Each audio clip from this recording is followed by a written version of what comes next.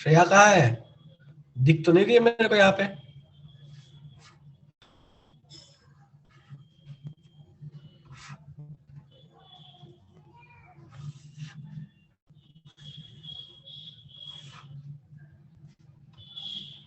आकांक्षा कुछ बोल रहा हूँ कि श्रेया कहाँ है? मेरे को इसमें मीटिंग में दिख नहीं रही है।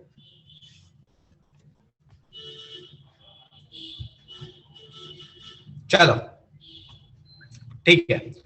सो लास्ट क्लास में हमने फोटो इलेक्ट्रिक इफेक्ट पे बात कर ली थी, आज अपन उसके आगे बात करने वाले हैं। सो नेक्स्ट है that is Bohr's model.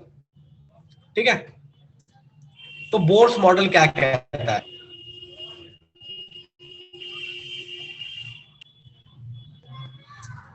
Bohr's model कहता है कि भैया आपका जो भी एटम होगा उसमें पहला कंडीशन तो ये है कि वो मोनो एटॉमिक होना चाहिए, सॉरी मोनो इलेक्ट्रॉनिक होना चाहिए। अगर एक से अधिक इलेक्ट्रॉन हो गए तो आपका ये बोर्स मॉडल वैलिड नहीं होगा। तो ये सिर्फ वैलिड कब होता है? जब मोनो इलेक्ट्रॉनिक सिस्टम हो। मोनो इलेक्ट्रॉनिक सिस्टम का मतलब क्या हुआ? सिस्टम मतलब इसके बारे में हम पढ़ रहे हैं, और मोनो इलेक्ट्रॉनिक मतलब एक ही इलेक्ट्रॉन होना चाहिए। अगर एक से अधिक इलेक्ट्रॉन हो गया तो ये भैया रूल वैलिड होने वाला नहीं है। क्या कहते हैं बोर साहब? बोर साहब सबसे पहले कुछ इनकी जो चीजें हैं वो सीधे हम देखते हैं क्या कहते हैं। तो कहते हैं कि एंगुलर मोमेंटम कंजर्व रहेगा। Angular momentum conserve. अब एंगुलर मोमेंटम कंजर्व रहेगा तो इससे क्या रिलेशन आता है? सो इससे एक रिलेशन आता है that is M V R equals to N H upon 2 pi. तो आपको ये सीधे याद रखना है कि mass into velocity into radius equals to जिस ऑर्बिट की बात करें उस ऑर्बिट का number multiplied by Planck's constant divide by 2 pi. So ये आपके पास कहानी है कि भैया किस तरीके से बोर्स मॉडल लग रहा होता है, किस तरीके से बोर्स मॉडल एप्लीकेबल होता है। ठीक है, चलिए। तो पहला चीज है कि एंगुलर मोमेंटम कंजर्व रहेगा। दूसरा चीज, रेडियस ऑफ एटम, किसी भी एटम का जो रेडियस होगा वो कितना होगा? तो उसके लिए आप सीधे सीधे फॉर्मूला लगाइए, 0.529 एन स्क्वायर बाई जेड का। किसी भी ऑर्बिट का अगर आपको पता करना है कि रेडियस कितना है किसी भी एटम में, तो एन है ये है ऑर्बिट नंबर, और आपका जेड जो है ये है एटॉमिक नंबर। तो आप इस फॉर्मूले को लगाइए और फटाफट से आप बता सकते हैं कि उस ऑर्बिट का रेडियस, ऑर्बिट में क्या क्या कहानी चलने वाली है, ये सब कुछ आप बता सकते हैं। ये यूनिट क्या रहने वाला है इसका? That is angstrom. एंगस्ट्रॉम क्या होता है? 10⁻⁻10। ठीक है, चलिए नेक्स्ट है कि वेलोसिटी भी आप बता सकते हैं किसी इलेक्ट्रॉन का। वेलोसिटी ऑफ इलेक्ट्रॉन कितना होगा? तो इसके लिए फॉर्मूला है दैट इज 2.1618, दोनों लिखते हैं। ठीक है, तो 2.18 multiplied by 10⁻6 multiplied by Z by N. Z क्या है? सेम, और एटॉमिक नंबर, एन क्या है? Orbit number.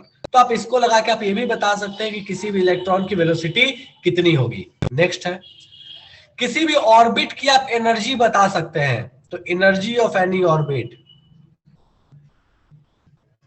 किसी भी ऑर्बिट की एनर्जी कितनी होगी? So that will be -13.6 Z square upon N square electron volt. किसी भी ऑर्बिट की एनर्जी होती है।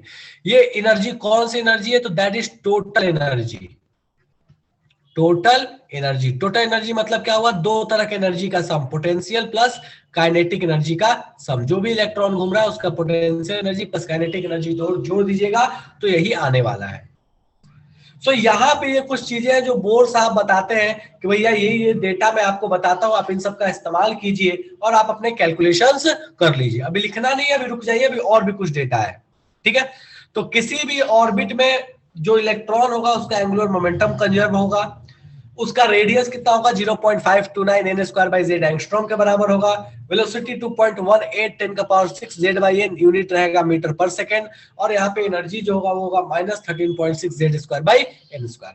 माइनस यहाँ पे ये बताता है कि इलेक्ट्रॉन जो है वो बाउंडेड है। Electron is bounded. बाउंडेड का मतलब क्या हुआ? बंधा हुआ है। ठीक है, कहीं पे बंधा हुआ है। अब बात आता है कि क्या ऑर्बिट में अगर इलेक्ट्रॉन एक ऑर्बिट से दूसरे ऑर्बिट जाएगा तो क्या ये पॉसिबल है? पहली चीज की जा सकता है, और जा सकता है तो वो एनर्जी लेगा या देगा, और अगर लेगा देगा तो कितना एनर्जी लेगा देगा, इस पे बात करते हैं। ठीक है, तो एक्सचेंज ऑफ एनर्जी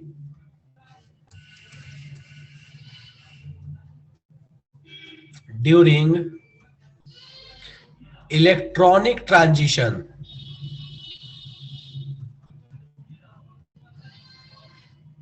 ठीक है, कैसे भैया?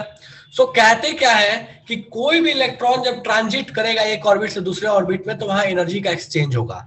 वो कितना एनर्जी का एक्सचेंज होगा उस पर बात अपन करने वाले हैं।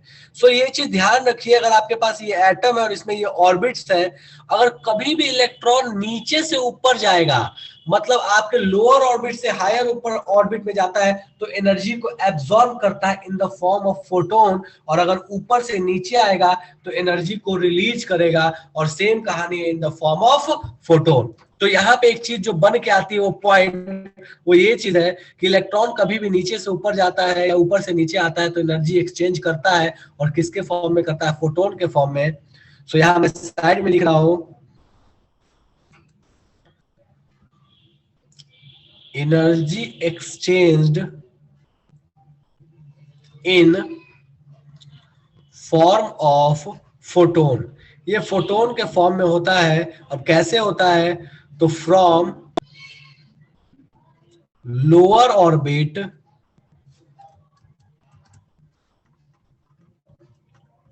टू हायर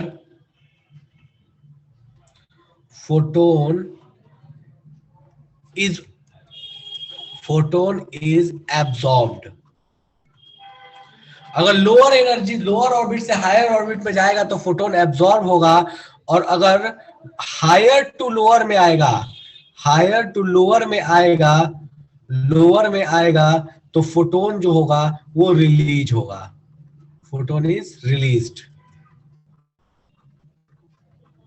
ठीक है, तो अगर इलेक्ट्रॉन नीचे से ऊपर गया तो फोटोन खींचेगा, अगर ऊपर से नीचे आएगा तो इलेक्ट्रॉन जो है उस फोटोन को रिलीज करेगा। अब सवाल उठता है कि जो फोटोन एब्जॉर्ब और रिलीज होगा उसका वेवलेंथ कितना होगा, उसका एनर्जी कितना होगा? तो भैया यहाँ बड़ा सिंपल सा चीज है कि इस ऑर्बिट का एनर्जी पता, इस ऑर्बिट का एनर्जी पता, यहां से यहां फोटोन गया तो कितने एनर्जी का फोटोन एब्जॉर्ब करेगा? तो ऑब्वियस है जितना एनर्जी का गैप होगा दोनों ऑर्बिट के बीच में। मान लो इस ऑर्बिट की एनर्जी है 2 जूल और इसकी है 5 जूल, तो अगर मान लो 2 से 5 जाएगा तो कितने जूल का फोटोन ले लेगा? 3 जूल का ले लेगा। तो हम यहाँ पे कह सकते हैं बड़े आसानी से कि एनर्जी ऑफ फोटोन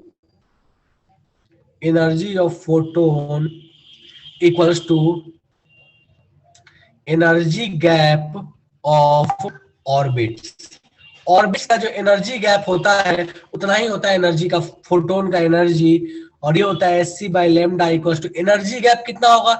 मान लो कि ये जो ऑर्बिट है E1 है और ये जो ऑर्बिट है ये E2 है, तो मैं यहाँ बड़े आसानी से मैग्नीट्यूड लिख रहा हूं, ये ध्यान रखना, magnitude of E2 minus E1। ठीक है, मैग्नीट्यूड क्यों लिख रहा हूं? नीचे से ऊपर जाएगा तो वहां एब्जॉर्ब होगा, ऊपर से नीचे रिलीज, तो वहां साइन प्लस माइनस से हमको कोई लेना देना नहीं, हमको पता है कि रिलीज और एब्जॉर्ब होने वाला है। तो E2 माइनस E1, अच्छा E2 और माइनस E1 फॉर्मूला हमको पता है, कौन सा फॉर्मूला? जस्ट अभी लिखे थे थोड़ी देर पहले पीछे में, कि एनर्जी का फॉर्मूला होता है -13.6 Z square by N square. तो बस इसी फॉर्मूले को यहाँ लगा लें। तो जैसे ही हम इस फॉर्मूले को यहाँ लगाएंगे तो अपने पास देखिए कहानी कुछ कैसी बन जाएगी। तो अपने पास कहानी ऐसी बन जाएगी, आप लगा के देख लीजिएगा, 13.6 Z स्क्वायर ब्रैकेट के अंदर में, मैं इस ब्रैकेट के अंदर में ये आपके पास हो जाएगा, थोड़ा बड़ा ब्रैकेट लिख दूं,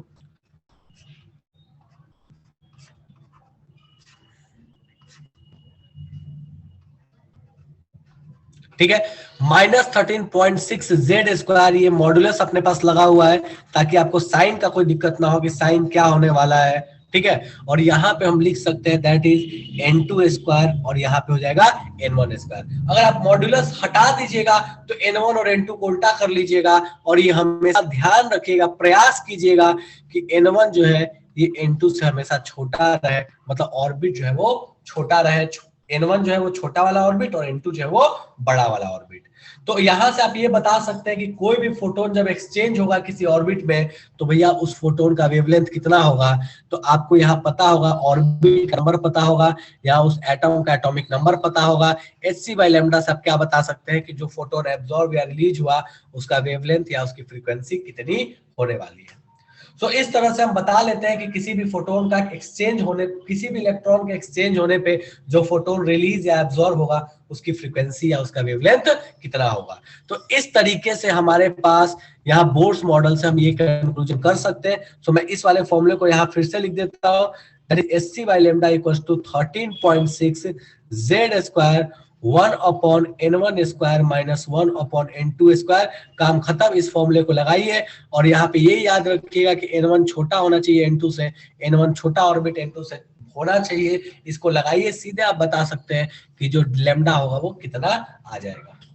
अब ये जो फॉर्मूला ये इलेक्ट्रॉन वोल्ट में लगेगा, इसलिए hc/λ में भी आप प्रयास कीजिएगा कि इन सबको जूल में नहीं, इन सबको इलेक्ट्रॉन वोल्ट में ही कैलकुलेट करें। अब मुझे बता दीजिए किसी को इसमें दिक्कत है तो फटाफट से बताइए, फिर अपन क्वेश्चन देखेंगे। इस फॉर्मूले में किसी को दिक्कत है और जो पीछे वाले फॉर्मूले पढ़े उसमें दिक्कत है तो बता दो, बाकी हम फटाफट से भी क्वेश्चन देखने वाले हैं। और बहुत अच्छी बात है, घर पे शादी है, रिवीजन क्लास चल रहा है और फिर इसके बाद ये होता है कि भैया अपने पास क्लास छूटा हुआ है, चीजें समझ में नहीं आ रही है, इसी में दिक्कत होता है। बेटा क्या था, आधे घंटे 1 घंटे की क्लास थी, कर लेती। इट्स बैड हैबिट यार। हाँ, एन ऑर्बिट नंबर है विवेक, N1 जो है वो छोटा ऑर्बिट, N2 जो है वो बड़ा ऑर्बिट। चलो ठीक है, कोई बात नहीं। आते भैया क्वेश्चंस पे, देखा जाए जरा कैसे टफ क्वेश्चन इसके बने हुए हैं।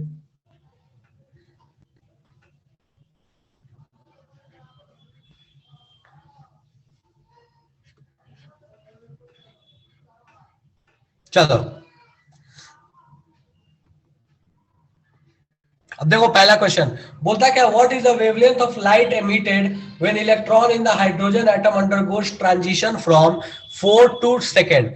फोर्थ ऑर्बिट से सेकंड ऑर्बिट में जाएगा तो बताओ वेवलेंथ क्या होगा। क्या इस फॉर्मूले को लगा के आप वेवलेंथ नहीं बता सकते कितना होगा। N2 की जगह पर रखिए यहाँ पे 4, N1 की जगह पे 2, ये आपको कहानी पता है 13.6, Z की वैल्यू हो जाएगी 1, H की वैल्यू पता, C की वैल्यू पता, लेमडा नहीं बता लोगे, बता लो, चलेगा। चलो डन है क्या। क्या लगता है ये जो जो लोग पहली बार पढ़ रहे हैं उनसे सॉल्व होगा कि नहीं होगा, मुझे ये बता दो। अरे मेरे नाम से मैं खुद ही ज्वाइन किए हुआ हूं, मुझे चेक कर रहा था इसलिए मैंने ज्वाइन किया है। ठीक है देखो,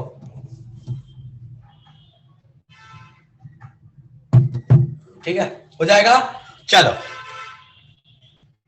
नेक्स्ट क्वेश्चन बोलता है कि how much energy is required to ionise H atom if electrons occupy fifth orbit.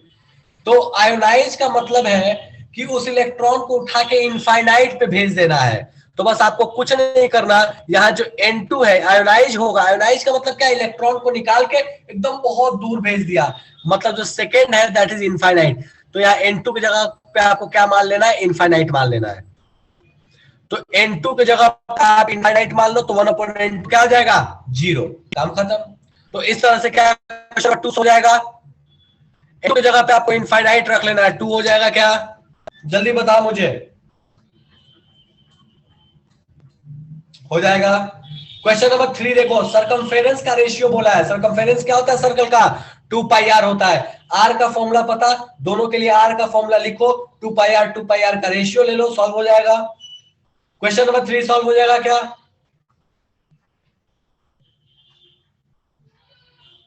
हो जाएगा क्वेश्चन नंबर 3।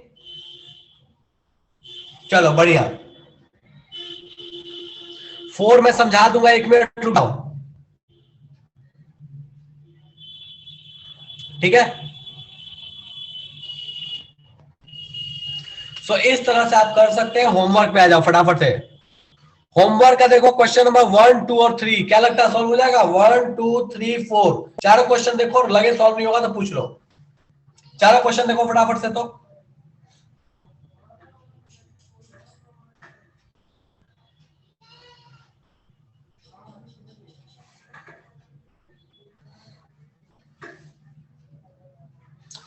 ये जो आर है इसका यूज देखो कैसे है, मैं समझा देता हूं।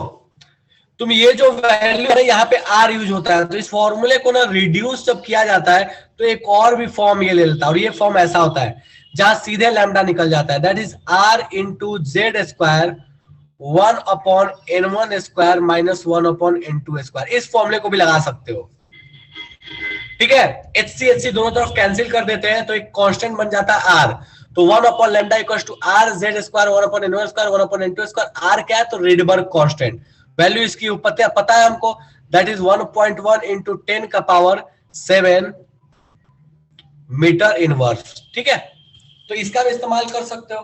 तो ये दोनों ही फॉर्मूला एग्जैक्टली सेम ही है, कुछ अलग नहीं है, दोनों फॉर्मूला का यूज सेम ही है। या एचसी और एक्स्ट्रा मेहनत करना पड़ेगा, यहां नहीं करना पड़ता, या एचसी की वैल्यू निकाल के इधर डिवाइड कर देते हैं, ठीक है। बस यही है और कुछ अलग नहीं है। डन है।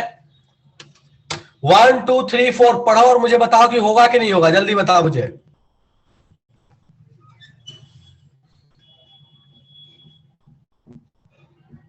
हो जाएगा।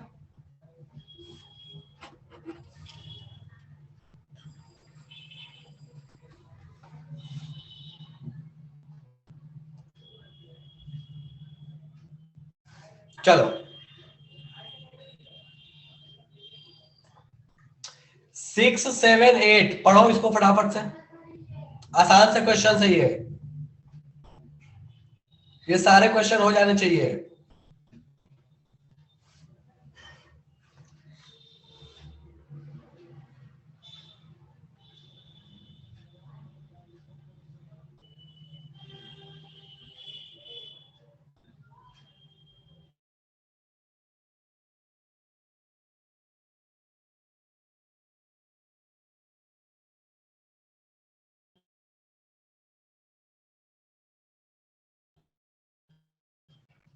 दोनों के लिए सरकमफेरेंस का फॉर्मूला लिख लो, 2 पाई आर। आर का वैल्यू पता है तुमको, 2 पाई से मल्टीप्लाई कर देना, फिर रेशियो ले लेना, हो जाएगा। चलो अभी सॉल्व करो, करो सॉल्व फटाफट से क्वेश्चन नंबर 3। तो इन क्लास का क्वेश्चन नंबर 3 अभी सॉल्व करो, शुरू हो जाओ।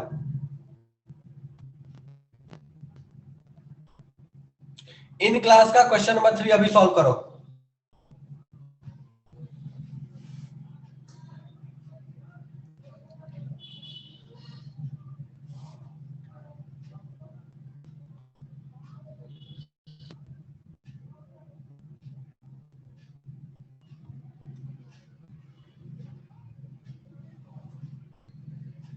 करो करो सॉल्व करो।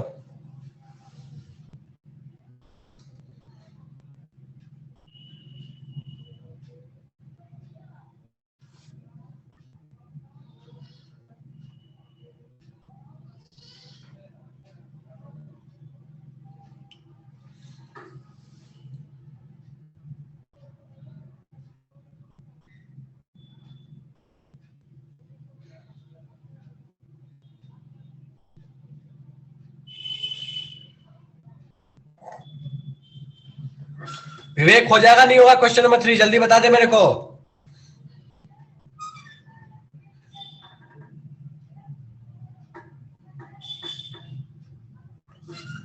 चलो ठीक है, नेक्स्ट आते हैं अपन फटाफट से।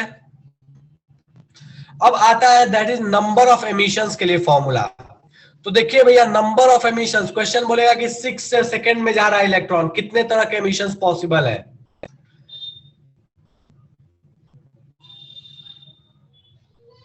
एक सेकेंड यार, हाँ, नंबर ऑफ एमिशंस, ठीक है। नंबर ऑफ एमिशंस का फॉर्मूला क्या होता है, तो इसका फॉर्मूला होता है delta N into delta N -1। ऐसे भी कर सकते हो, देखो। अच्छा मुझे ये बताओ, मैथ्स वाले सारे लोग बताना, अगर मान लो मुझे कहीं पे भी दो चीजें दी हुई है तो एनसीआर का फॉर्मूला क्या होता है, मुझे जल्दी बताओ तो। एनसीआर का फॉर्मूला क्या लिखते हो, मुझे 10 में से 2 चुनना है, कितने तरीके होंगे, एनसीआर होता है, जल्दी बताओ एनसीआर का फॉर्मूला क्या होता है विवेक। एनसीआर का फॉर्मूला मुझे बताओ, एनसीआर का फॉर्मूला क्या होता है।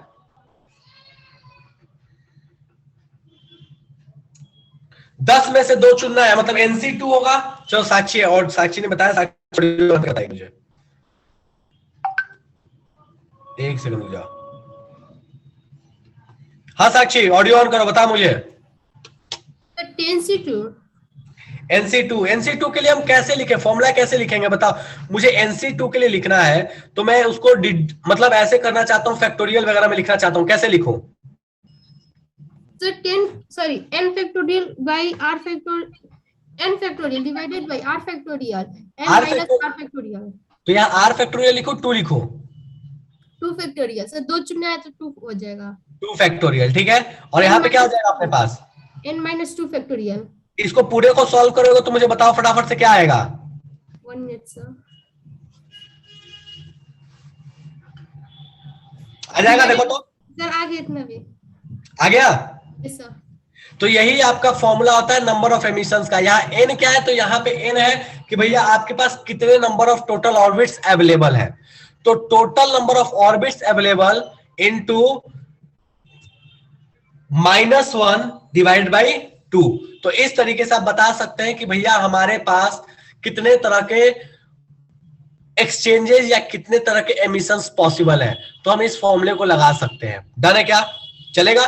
तो ये हो गया टोटल नंबर ऑफ एमिशंस का फॉर्मूला। एग्जांपल देखो, मान लो कि मेरे पास एक इलेक्ट्रॉन है जो फोर्थ से फर्स्ट में आना चाहता है, फोर्थ से फर्स्ट में आना चाहता है। अब बताओ भैया यहाँ कितने तरह की पॉसिबिलिटी बन सकती है, इस फॉर्मूले को लगाओ, काम खत्म, सॉल्व हो जाएगा। मान लो किसी ने बोला कि भैया सेकंड से आना है फर्स्ट में, तो सेकंड से फर्स्ट में आने के लिए कितनी पॉसिबिलिटी बन सकती है? तो भैया सेकंड ऑर्बिट से फर्स्ट ऑर्बिट में तो सीधे ही आएगा। तो यहाँ n की जगह रखो 2, अंदर में 2 - 1 डिवाइड बाई 2, ये कितना हो गया? एक पॉसिबिलिटी। ठीक है, तो इस तरह से आप नंबर ऑफ एमिशंस कैलकुलेट कर सकते हो। क्या लगता है ये हो जाएगा? नहीं होगा? सीधे formula n into n - 1 divide by 2। चलेगा क्या? चलेगा क्या? जल्दी बता मुझे। चलो बढ़िया। अब मान लो तुमको यहां क्वेश्चन दे दिया,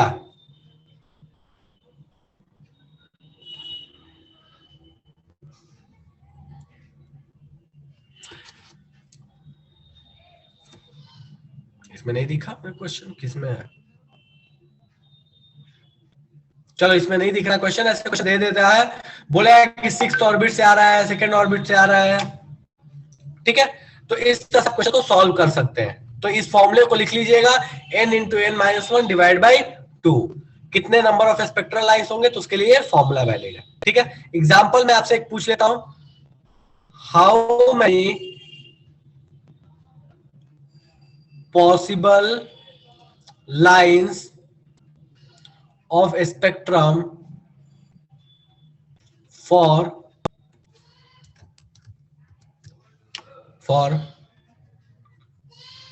transition between 3 to 1।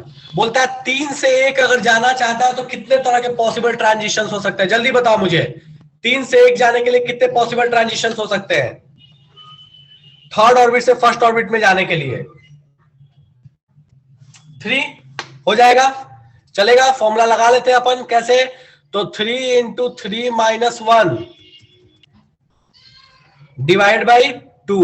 तो ये भैया हो गया कैंसल। कितने पॉसिबल है? 3। चेक भी कर लो, देखो थर्ड में यहां पे इलेक्ट्रॉन फर्स्ट में जाना, तो एक तो तरीका सीधे चला जाए, एक तरीका कि पहले यहां जाए और फिर यहां से यहां जाए। तो कितने पॉसिबल तरीके हो गए? 3। तो यहां कितने पॉसिबल ट्रांजिशन हो सकते हैं? 3 हो सकते हैं। डन है क्या? कोई ऐसा जिसको इसमें रोना गाना मचाना है? डन है। अच्छा, 6 to 1 में कितने पॉसिबल ट्रांजिशन है? जल्दी बताओ। 6 से 1 में, जल्दी बताओ 6 से 1 में कितना हो सकता है? 6 to फर्स्ट, 6 से 1 में जाना है, कितने पॉसिबल ट्रांजिशन होंगे? बढ़िया। ठीक है, तो 6 से 1 में जाने में कितने पॉसिबल होंगे? 15 पॉसिबल होंगे। ठीक है, तुमको अब डेरिवेशन भी सिखा दिया कि इसका डेरिवेशन कैसे है। चलो नेक्स्ट, नेम्स ऑफ ऑर्बिट्स। देखो यूजुअली जो फर्स्ट ऑर्बिट होता है, second, third, fourth, fifth, six, इनके अलग अलग तरीके के नाम है। फर्स्ट, या इसको एक और भी नेम बोलते हैं, दैट इज ग्राउंड स्टेट। ठीक है। सेकेंड, इसको बोलते हैं फर्स्ट एक्साइटेड स्टेट। थर्ड, इसको बोला जाता है सेकेंड एक्साइटेड स्टेट।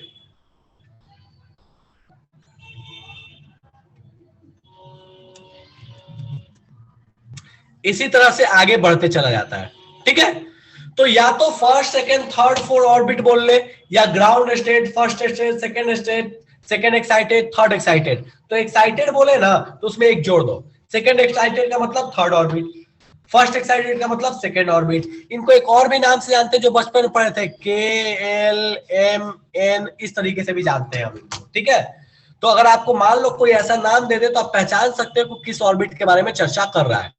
अब यहाँ पे इस एग्जांपल को देखो, बोलता है second excited state Bohr orbit में बताइए कि वेलोसिटी कितनी होगी। सेकेंड एक्साइटेड का मतलब कौन सा ऑर्बिट बोल रहा है? Third orbit.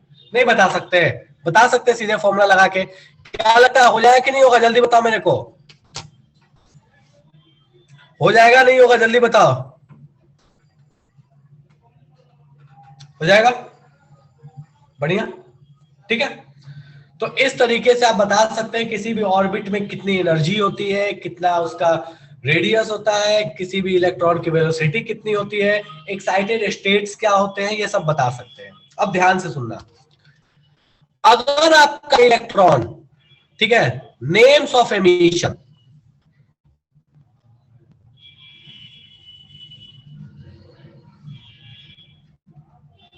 अगर आपका इलेक्ट्रॉन कहीं भी घूम रहा है,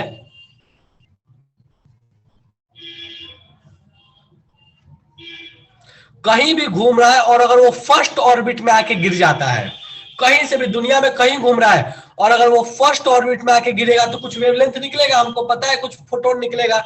जो फोटोन निकलेगा ना, उसको बोलेंगे कि वो लाई करता है एक रेंज में, और उस रेंज का नाम है लाइमन सीरीज। लाइमन सीरीज कुछ नहीं, एक नाम है। किसी भी ऑर्बिट से अगर वो इलेक्ट्रॉन फर्स्ट ऑर्बिट में आके गिरा तो जो फोटोन निकला, उस फोटोन का कुछ वेवलेंथ होगा, वो वेवलेंथ किस रेंज में लाई करेगा? लाइमन सीरीज में। उसी तरीके से अगर कोई फोटोन जो है वो अपने को रिलीज तब हो जब इलेक्ट्रॉन सेकेंड ऑर्बिट में आके गिरा, तो कहता है कि भैया ये कौन से सीरीज से बिलोंग करेगा? बाल्मर सीरीज से बिलोंग करेगा।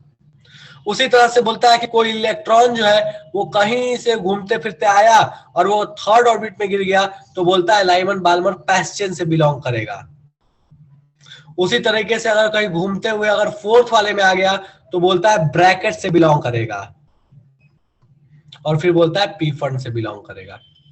तो इस तरह से कहानी है कि कोई फोटोन किस रेंज में लाई करेगा तो उसके लिए नाम दिया गया। अब एक एग्जांपल मान लो मैं तुमको देता हूं, मैं बोलता हूं कि मान लो if a photon is released when electron jumps from fourth to second orbit। बोलता है कि फोर्थ से सेकेंड ऑर्बिट में इलेक्ट्रॉन जंप किया तो एक फोटोन रिलीज हुआ। To which series it belongs? बोलता है बताओ ये किस सीरीज से बिलोंग करता है। नाम नहीं बता सकते, जल्दी बताओ तो ये किस सीरीज से बिलोंग करेगा? बाल्मर से। बिल्कुल आस्था। उसके बाद वो भी हो गया हम्फ्री, हम्फ्टी नहीं, हाँ हम्फ्री। ठीक है, डन है। चलो, तो भैया किसी से भी अगर वो सेकेंड वाले में जंप किया तो क्या कहला जाएगा? बाल्मर सीरीज कहलाएगा। अब यहां पे बोलता है सबसे छोटा और सबसे बड़ा फ्रीक्वेंसी किस में होगा? तो भैया ध्यान देखो, ट्रांजिशन जितना छोटा फ्रीक्वेंसी भी उतना ही कम। ठीक है, तो यहां पे हम बोल सकते हैं, यहां पे बोल सकते हैं ये हो जाएगा बाल्मर सीरीज। ठीक है, अब यहां पूछता है कि बाल्मर सीरीज का सबसे छोटा जो फ्रीक्वेंसी होगा वो किस ट्रांजिशन के लिए होगा, या सबसे बड़ा फ्रीक्वेंसी किस ट्रांजिशन के लिए होगा, ऐसे क्वेश्चन बोलेगा। तो आपको यहां क्या ध्यान रखना है, देखिए यहां पे बोलता क्या, frequency is directly proportional to transition range. मतलब ऑब्वियस है कि चौथे वाले से दूसरे में आएगा तो ज्यादा फ्रीक्वेंसी का फोटोन निकलेगा इन कंपैरिजन दूसरे से, अगर तीसरे से दूसरे में आएगा तो। क्यों? गैप छोटा, एनर्जी गैप कम, एनर्जी गैप कम तो फोटोन भी निकलेगा कम एनर्जी का। तो जितना बड़ा ट्रांजिशन उतनी ज्यादा फ्रीक्वेंसी, और अगर उतनी ज्यादा फ्रीक्वेंसी तो उतना ही कम वेवलेंथ, क्योंकि फ्रीक्वेंसी और वेवलेंथ तो उल्टा चलता है। ठीक है, तो जितना कम फ्रीक्वेंसी होगा उतना ही ज्यादा क्या होगा, वेवलेंथ होगा। अब तुमसे क्वेश्चन पूछेगा कि लॉन्गेस्ट बाल्मर सीरीज का वेवलेंथ किस किस ट्रांजिशन के लिए होगा। बाल्मर में अगर लॉन्गेस्ट वेवलेंथ चाहिए तो ट्रांजिशन क्या होना पड़ेगा, बाल्मर का लॉन्गेस्ट वेवलेंथ मतलब लोएस्ट फ्रीक्वेंसी। लोएस्ट फ्रीक्वेंसी कब, तो बाल्मर का सबसे लोएस्ट फ्रीक्वेंसी कब होगा, 3 से 2 में। तो 3 से 2 वाले में सबसे बड़ा वेवलेंथ का फोटोन आएगा जिसकी फ्रीक्वेंसी सबसे कम रहेगी, जिसका वेवलेंथ सबसे ज्यादा होगा। डन है क्या, चलेगा ये, कोई दिक्कत यहां तक, डन है क्या? चलो एक एग्जांपल लिख ले रहे हैं। Longest wavelength for Balmer series have given transition. बोलता है कौन सा ट्रांजिशन होगा सबसे लंबा वेवलेंथ के लिए, ऑप्शन दे रहे हैं।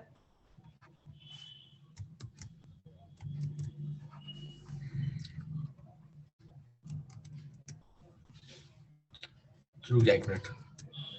2 से 1, 3 से 1, 3 से 2 या इनफाइनाइट से 2, जल्दी बताओ कौन सा आंसर करेक्ट है इसका। लॉन्गेस्ट वेवलेंथ बोला है, लॉन्गेस्ट वेवलेंथ मतलब शॉर्टेस्ट फ्रीक्वेंसी, सबसे कम frequency, small frequency. Small frequency कब होगा, जब ट्रांजिशन छोटा हो। बाल्मर बोल दिया तो 2 में तो आना ही चाहिए, 2 में आना चाहिए, तो ये दोनों ऑप्शन कट गए, अब इन दोनों में से एक। अब बोलता है कि सबसे कम फ्रीक्वेंसी कब होगा, जब ट्रांजिशन छोटा होगा। ट्रांजिशन छोटा होगा तो option number C is the correct choice. Done है क्या, डन है ये?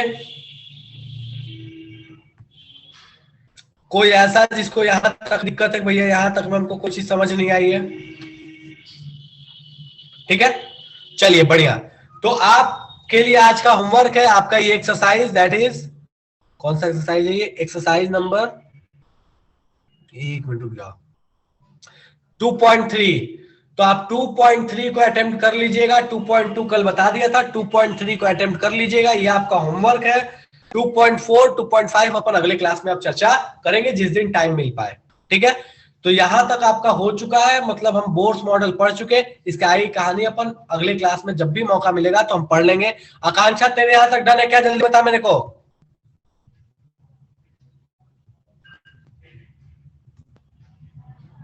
आकांक्षा तेरे डन है?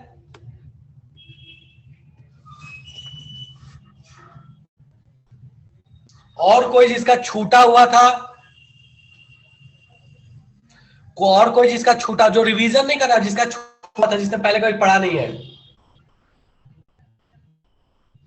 चलिए ठीक है, हाँ बोलो अनामिका, बोलो। सर वो जो कल एक्सरसाइज दिए थे उसमें का कुछ क्वेश्चंस नहीं बना है। अच्छा ठीक है, नहीं बना तो एक ही बार डिस्कशन हम एक ही बार कर देंगे अनामिका, सारे एक्सरसाइज का। तुम अटेम्प्ट करते रहो, एक्सरसाइज के सारे डिस्कशन मैं एक बार कर दूंगा, ठीक है? ठीक है सर। तू तो शुरू से है ना, तेरे को क्या दिक्कत है, तेरे बताया था पहले तो तू नहीं थी उस समय। सर थे, वो नहीं बन रहा था एक्सरसाइज का क्वेश्चंस, तो फिर से सोचे कि आपसे पढ़ ले। तो पढ़ ले, ठीक है, तो तेरे पास तो सॉल्व होना चाहिए ना पहले वाले तो। और उसमें मॉड्यूल नहीं मिला था इसीलिए सॉल्व नहीं किए थे, उसके बाद तो मिला। चलो ठीक है, बोला बोला आकांक्षा। सर कितना क्लास चलेगा? हो गया, खत्म कर दिया। एटॉमिक स्ट्रक्चर का कितना क्लास चलेगा? 2 क्लास और चाहिए, 2 क्लास में खत्म हो जाएगा। एक्सपेरिमेंट नहीं बताएगा? कौन सा एक्सपेरिमेंट, कैथोड रे? हम्म तू अपने से पढ़ी है एनसीईआरटी? अपने से बुक पढ़ी एनसीईआरटी या वीडियो देखा है कोई भी? हम्म समझ में नहीं आया वो? हम्म, पक्का? क्या था जरा बताइए तो, उसमें क्या लिखा हुआ था? कैथोड एक्सपेरिमेंट में क्या किया गया था जरा बता तो। एक फ्लोरेसेंट स्क्रीन लगाया गया था ठीक है, और देखा गया था कि करंट पास हो रहा है कि नहीं। करंट पास हुआ था कि नहीं हुआ था? करंट पास हुआ था, लेकिन जैसा था वो सर्किट कंप्लीट नहीं था, नहीं होना चाहिए था ना करंट पास। तो क्यों करंट पास हुआ था उससे? क्योंकि जो कैथोड का वो जो कैथोड का कोई पार्टिकल्स जाके और एनोड एनोड पे चिपक जा रहा था, इसके वजह से। वो कौन सा पार्टिकल था?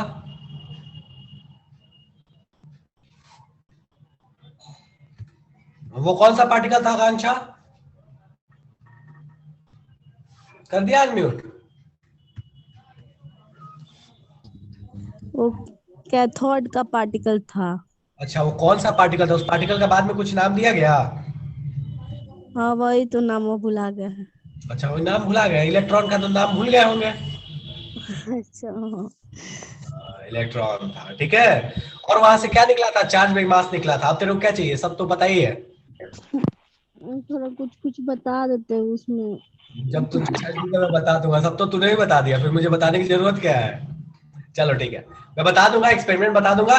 वो सबसे आसान पार्ट है, जो मेन पार्ट है वो ये सारे हैं, ठीक है। वो भी बता दूंगा मैं, ठीक है। ठीक है। चलो ठीक है, बाय बाय।